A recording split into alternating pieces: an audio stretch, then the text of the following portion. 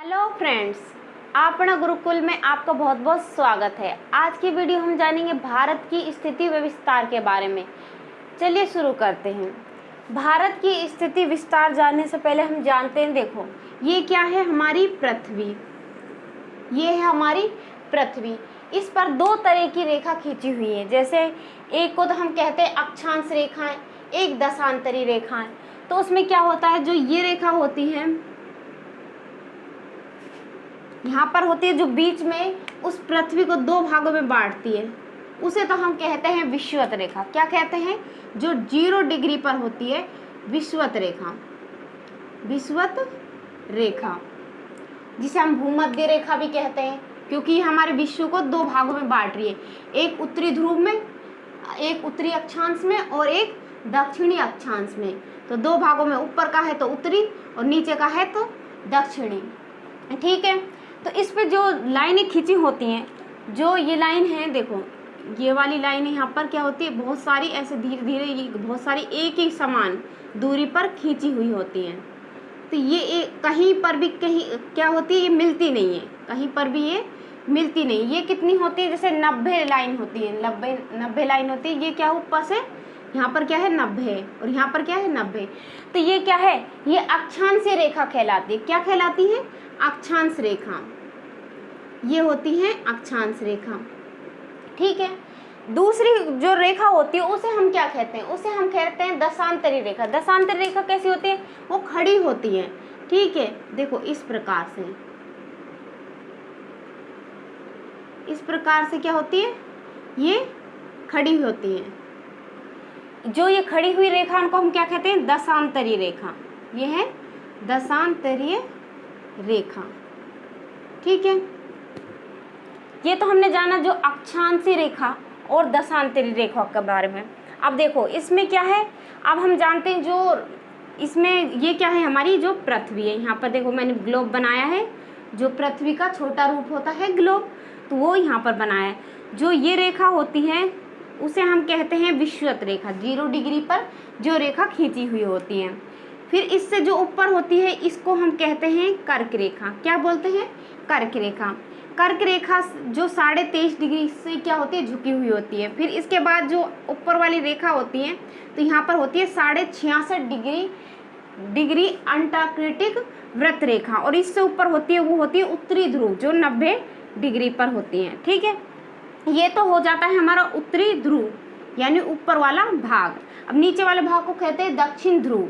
देखो दक्षिण ध्रुव में कौन सी रेखा होती है, तो ये होती है मकर रेखा। 23.5 डिग्री पर मकर रेखा, और इससे नीचे जो दक्षिणी भाग में होती है हमारे, वो 66.5 डिग्री अंटार्कटिक वृत्त रेखाएं। ये कुछ रेखाएं होती हैं। ठीक है। और यहाँ पर होता है 90 डिग्री दक्षिण ध्रुव। इसे दक्षिण ध्रुव कहते हैं इसके, और इसको कहते हैं उत्तरी ध्रुव। जो हमारा सूर्य होता है, यहाँ पर क्या है, सूर्य। ये सूर्य है। तो इस सूर्य की जो किरणें होती हैं वो क्या होती है, विषुवत रेखा पर क्या होती है, लंबवत होती है।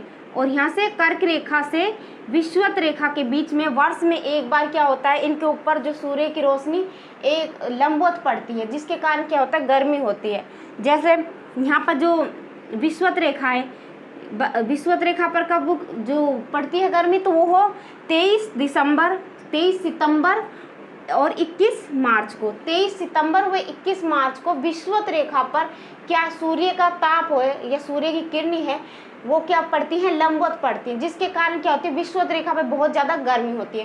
कई बार देखो जो विषुवत रेखा पर जो देश आते हैं वो क्या होते हैं, वो उन देशों में क्या पड़ती है, सबसे ज़्यादा गर्मी पड़ती है। क्यों? वो विषुवत रेखा के पास में होते हैं। यहाँ पर क्या जाती है, कर्क रेखा। ठीक है। यहीं पर क्या होता है, अपना भारत है। ठीक है। तो यहाँ पर ही अपना भारत है, जिस पे क्या है, सूर्य की रोशनी वर्ष में एक बार। यहाँ पर क्या होता है, 21 जून को जो किरणें होती हैं सूर्य की वो एकदम पड़ती हैं, सीधी लंबवत पड़ती हैं, जिसके कारण 21 जून को कर्क रेखा पर क्या होती है, सर्वाधिक गर्मी होती है। तो हमारा भारत में भी उस पर कर्क रेखा से गुजरता है, तो इसके कारण क्या होता है, हमारे भारत में भी गर्मी पड़ती है उस दिन 21 जून को। ठीक है। जब और 22 दिसंबर को क्या होती है, दक्षिण ध्रुव मकर रेखा के पास में 23.5 डिग्री पर क्या होती है, सूर्य की रोशनी होती है, तो यहाँ गर्मी पड़ती है। जब यहाँ पर क्या होती है, 21 जून को कर्क रेखा पर गर्मी पड़ेगी तो क्या होगा, मकर रेखा, यानी अगर उत्तरी ध्रुव पर यानी उत्तरी भाग में अगर गर्मी पड़ेगी कर्क रेखा पर तो क्या होगा, दक्षिणी भाग में क्या होगा, सर्दी होगी। क्या होगी, सर्दी होगी। अगर दक्षिणी भाग में क्या होता है, कई बार होता है ना अपने यहाँ पर, तो अगर यहाँ गर्मी पड़ रही है तो दक्षिणी भाग में क्या पड़ रही होगी, सर्दी। अगर दक्षिणी भाग में गर्मी हो रही है तो हमारे उत्तरी भाग में जिसमें हम रहते हैं, हम जो भारत भी उसमें आता है, तो उसमें क्या पड़ती है, सर्दी। ठीक है, इस तरीके से इसमें फेरबदल होता रहता है। ठीक है, जैसे ये क्या होती है, लंबवत। उसके अलावा जो ये अंटार्कटिक और आर्कटिक और अंटार्कटिक जो वृत्त रेखा है उस पर क्या होता है, उस पर यह होता है कि ये जो रेखा होती हैं वो क्या होती है, लंबवत पड़, इनके लंबवत ना पड़ के क्या होती है, तिरछी जाती हैं। तिरछी होती है ना, इस तरीके से तिरछी जाती है, जिसके कारण यहाँ पर ना सर्दी गर्मी मतलब समान रूप से रहती है ना। ठीक है, और फिर क्या होता है इसमें, दक्षिण, ये क्या है, एक ग्लोब है। इस तरीके से हमने समझा दशांतरी रेखा, ये क्या है, जो इस तरीके से खींच रही है, ये अक्षांशी रेखा कहलाती है, और जो खड़ी होती है वो दशांतरी रेखा होती है। इसमें हमको भारत के नक्शे में देखते हैं कि ये कहाँ पर है। ठीक है, देखिए ये क्या है, ऊपर ऊपर देखते हैं हम। सबसे पहले ये है लद्दाख। लद्दाख से क्या होती है, जो ये अक्षांशी रेखा क्या होती है, लास्ट में अंतिम जो गुजरती है, ये कहाँ है, ये वाली, जैसे यहाँ पर क्या है भारत, तो यहाँ से ये गुजरती है, इस कहाँ पर होती है, लद्दाख से 37 डिग्री 6 मीटर उत्तरी अक्षांश पर ये खींची होती है। मतलब कौन सा, लद्दाख के इंद्रकोल जो जगह होती है वहाँ से ये जो रेखा है शुरू होती है। ठीक है, और कहाँ पर ख़त्म होती है, तो देखो यहाँ अपने भारत के अंतिम छोर पर 8 डिग्री 4 मीटर उत्तरी अक्षांश पर खत्म होती है। कौन सी जगह पर, तो कन्याकुमारी, जिसे हम कैंप मोरियन कहते हैं। दूसरी भाषा में इसको हम मुख्य भूमि भी कहते हैं, क्योंकि यहाँ पर क्या होती है, हमारे भारत की जो सीमा है वो समाप्त होती है। इसे हम कुमारी अंतरिक्ष भी कहते हैं, कुमार अंतरिक्ष भी कहते हैं। ठीक है, इसके कई नाम है, कन्याकुमारी, कैंप मोरियन और मुख्य भूमि और कुमारी अंतरिक्ष। कई बार पेपरों में इनके नामों से ही क्वेश्चन पूछे जा सकते हैं ना, इसलिए मैंने आपको इसमें सभी नाम दे दिए कि मुख्य भूमि भी कहते हैं, कैंप मोरियन और कन्याकुमारी, और इसको कुमारी अंतरिक्ष के नाम से भी देखते हैं। इस पर क्या होती है, अंतिम अक्षांश रेखा गुजरती है। ठीक है, इस तरीके से शुरू होती है, यहाँ पर ख़त्म होती है। अब हम जानेंगे जो उत्तर में, तो ये हो गई, ये दक्षिण की बात करी। अब हम बात करेंगे पश्चिम। पश्चिम में जो 68 डिग्री 7 जो पूर्वी दशांतर होती है, दशांतर रेखा बताई थी ना, जो इस तरीके से खींची होंगी दशांतर रेखा। ठीक है, ये वाली क्या होती है, दशांतर रेखा। और ये उत्तरी अक्षांश रेखा कुछ इस तरीके से, और ये क्या होती है, अपनी समान दूरी पर खींची हुई होती है। ये आपस में कहीं पर भी अपनी पृथ्वी पर मिलती नहीं है। यहाँ पर जो 68 डिग्री 7 पूर्वी दशांतर है वो कहाँ पर, गुजरात, यहाँ क्या होता है, गुजरात का भाग होता है, तो गुजरात की सीमा पर क्या होती है, ये शुरू होती है, देखो यहाँ से। ठीक है, तो इसके बाद जो गुजरात के कौन सी जगह पर होती है, तो गौर माता एक जगह है, एक स्थान है गुजरात में, और उसके पास में क्या, सरक्रीक, जहाँ से भारत पाकिस्तान का एक बॉर्डर भी बनता है ना, यहाँ से क्या होता है, भारत पाकिस्तान का बॉर्डर बनता है। और दूसरा है नारायण सरोवर। नारायण सरोवर एक ऐसा स्थान है गुजरात में जो क्या है, यहाँ पर दलदली भूमि है। कहाँ पर है, यहाँ जी गई, यहाँ पर क्या है, एक नारायण सरोवर है जहाँ पर क्या है, दलदली भूमि है। अब इसके बाद हम देखेंगे कि हम पूर्व में क्या है, पूर्व में कौन सी दशांतरी रेखा खत्म होती है। देखो यहाँ पर क्या है, ये दशांतरी रेखा है, ये इस तरीके की, जो एक समान दूरी पर समान बराबर होती है। ठीक है, इस तरीके से।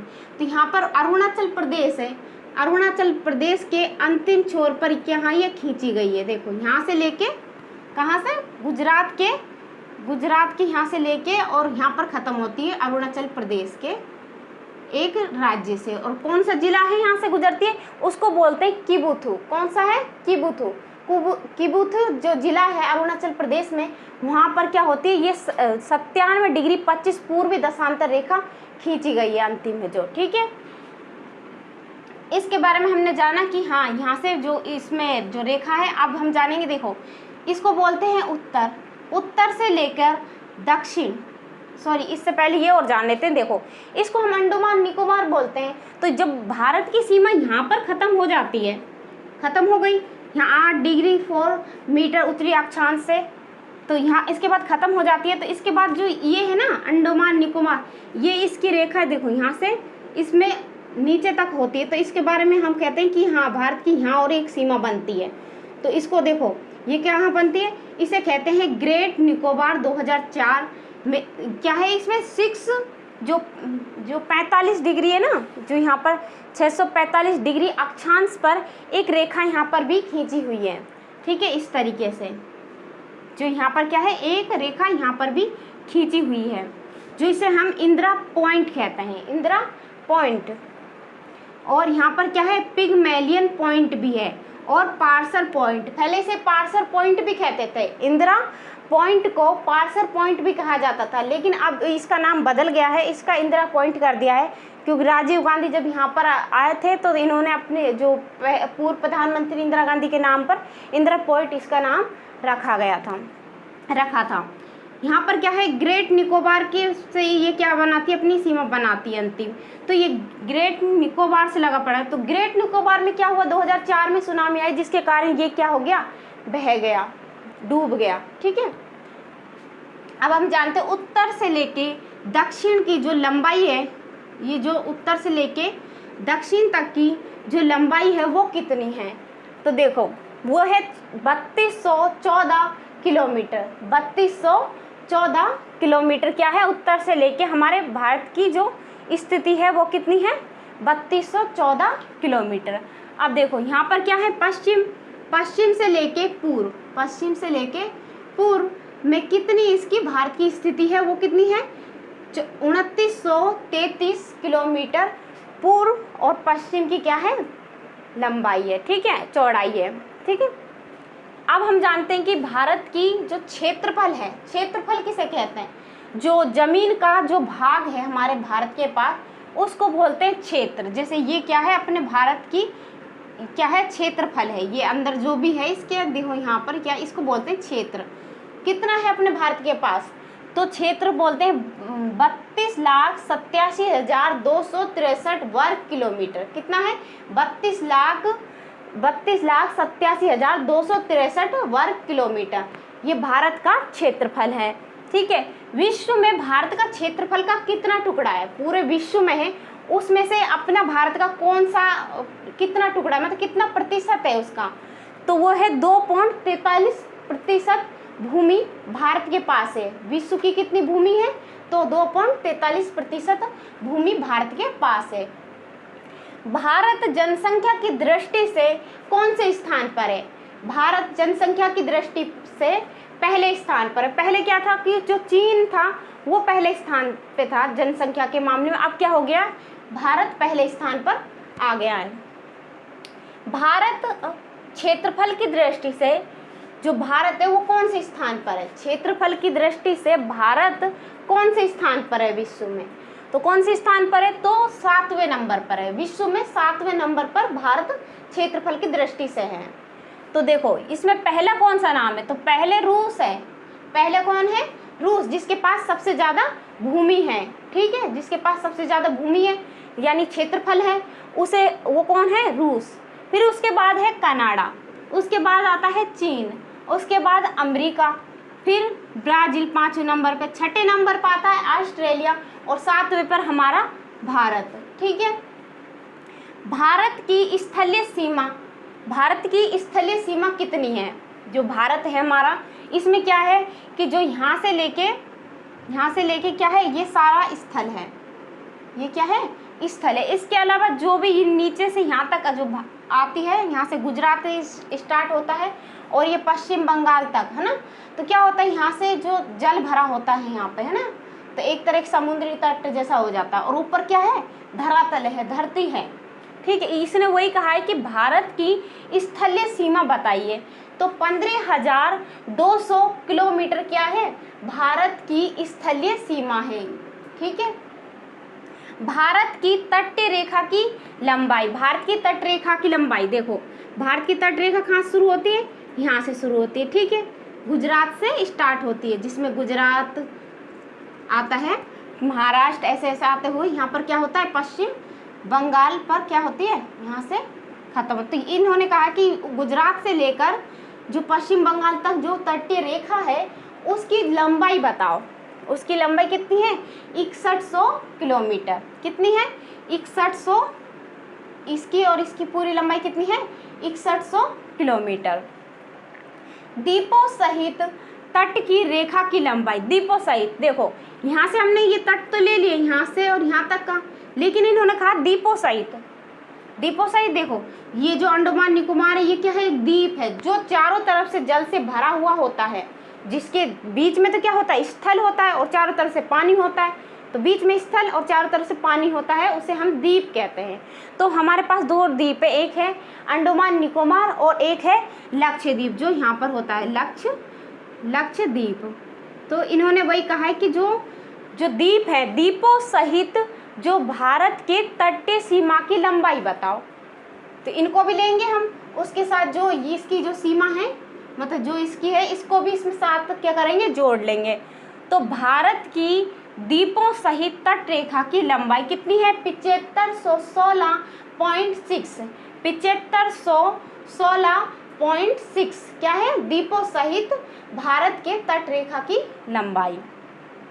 भारत की कुल सीमा, अब इन्होंने कहा है कि द्वीपों, तटों और स्थल को सबको क्या करो? जोड़ दो। तो इन सभी को मिलाकर क्या बनेगा? भारत की कुल सीमा बनेगी। कितनी है?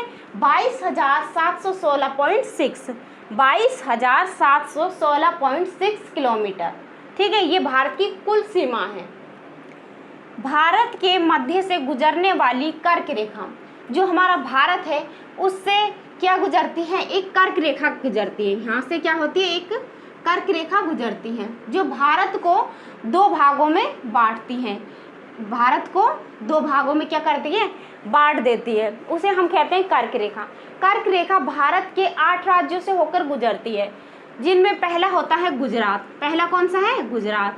दूसरा आता है हमारा राजस्थान, फिर छत्तीसगढ़, फिर आता है झारखंड, फिर मध्य प्रदेश, फिर पश्चिम बंगाल, और इसके बाद इसके बाद आते हैं वो है त्रिपुरा और मिजोरम। कौन से हैं? त्रिपुरा और मिजोरम। इस तरीके से 8 राज्यों को काटती हुई कर्क रेखा भारत के 8 राज्यों काटती हुई जाती है। ठीक है, इसके बाद भारत की मानक रेखा। भारत की जो मानक रेखा है वो क्या है? ये तो कर्क रेखा 23.5 डिग्री उत्तरी अक्षांश पे क्या है? खींची हुई है, क्योंकि यहाँ मैंने आपको यहाँ पर बताया स्थिति कि यहाँ पर क्या है? हमारा भारत है कुछ, है ना? तो यहाँ पर भारत है। जो ये वाली रेखा जा रही है वो क्या है? कर्क रेखा। ये क्या है? कर्क रेखा। तो यही वाली रेखा क्या है? यहाँ पर है, देखो, और यहाँ हमारा भारत है। ये क्या है? भारत है। इस तरीके से, इस पे नहीं लगा, ये बीच में यहाँ पर ये, ठीक है, इस तरीके से। तो इन्होंने कहा भारत के मध्य से गुजरने वाली कर्क रेखा 23.5 डिग्री पर खींची हुई है, उसके 8 राज्यों को, भारत के 8 राज्यों को काटती है। अब हम जानते हैं भारत की मानक रेखा। भारत की जो मानक रेखा है वो 82.5 डिग्री पूर्वी दशांतर पर खींची गई है। जो हमने कहा ये जो कर्क रेखा तो क्या है? इस तरीके से खींची हुई है और इस तरीके से है, और जो ये वाली रेखा है कौन सी? मानक रेखा। मानक रेखा क्या है? इस तरीके से है, ठीक है, इस तरीके से। तो ये है क्या है? मानक रेखा। जो उत्तर प्रदेश से यहाँ पर क्या है? उत्तर प्रदेश, यहाँ पर क्या है? उत्तर प्रदेश से, उत्तर प्रदेश है, मध्य प्रदेश है। मध्य प्रदेश कहाँ है? यहाँ। तो मध्य प्रदेश है, इसके बाद क्या है? छत्तीसगढ़, फिर उड़ीसा, फिर यहाँ पर क्या है? उड़ीसा के बाद है यहाँ पर आंध्र प्रदेश। यहाँ पर क्या है? आंध्र प्रदेश। तो देखा हमने कि जो कर्क रेखा है वो कितने राज्यों को काटती है? भारत के 8 राज्यों को। और जो मानक रेखा है वो कितने राज्यों को काट रही है? वो है 5 राज्यों को। कितने राज्यों को? 5 राज्यों को। उत्तर प्रदेश, छत्तीसगढ़ और उड़ीसा, आंध्र प्रदेश और मध्य प्रदेश। ठीक है, इस तरीके से उसने 5 राज्यों काटा। तो अगर क्वेश्चन में ऐसे भी आ सकता है, देखो कर्क रेखा और मानक रेखा, ये दोनों रेखाएं किस राज्य में मिलती हैं? किस राज्य में मिलती हैं? दोनों रेखा एक दूसरे को काटती हैं।